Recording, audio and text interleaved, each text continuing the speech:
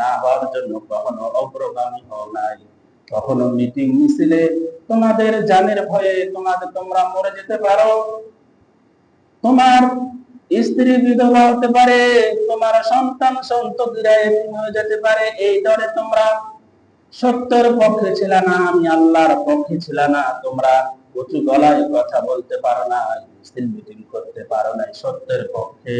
এই জন্য তোমাদের নামাজ হজ যাকাত কোনো কিছুই আমার কাছে গ্রহণযোগ্য হবে না।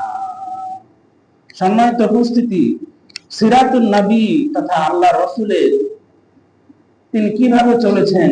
কিভাবে মদিনার প্রেসিডেন্ট হলেন, কিভাবে তিনি মানুষের সাথে ব্যবহার করতেন, তিনি স্ত্রীর সাথে কিভাবে ব্যবহার করতেন, তিনি ভালো কাজের আঞ্জাম দেওয়ার জন্য কত কি করতেন, তিনি এক পর্যায়ে আলামিন ছিলেন, বিশ্বাসী ছিলেন, তারপরে তিনি যখন ভালো কাজের নবুয়তের আগে বা নবুয়তের পরে যখন তিনি আল্লাহ দেওয়ার সত্য কথাগুলো প্রচার এবং প্রসার করতে লাগলেন, তখন যারাই বলেছিল আলামিন, তারাই আল্লাহ রসুলের তথা ওই আলামিনের বিরোধিতা শুরু করে দিল। বলি নাউযুবিল্লাহ। কিভাবে শুরু করলো চলুন আমরা একটু এক এক করে পয়েন্ট আকারে আলোচনা করবো ইনশাআল্লাহ তাআলা। আমি